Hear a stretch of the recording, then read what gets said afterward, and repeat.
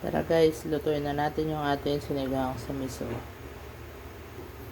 Lagay na natin ang ating luya.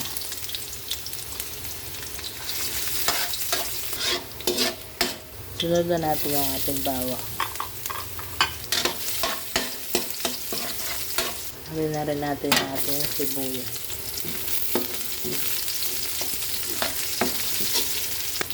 Lagay na ating kamatis.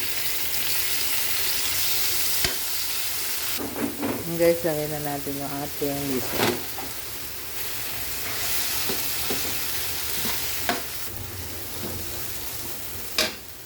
Lagyan na natin siya ng sabaw.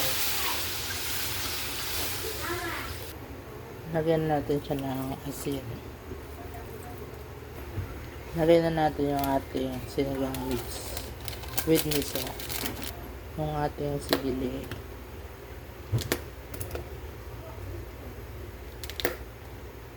Lagyan na rin natin yung ating mga isda.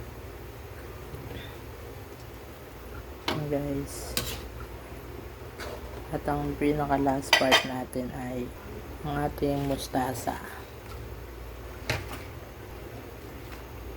And guys, pakukuloyin lang natin siya at natin na itong ihahain. Thank you for watching. Bye bye. Naglagay nga rin pala ako dyan ng konting veggie.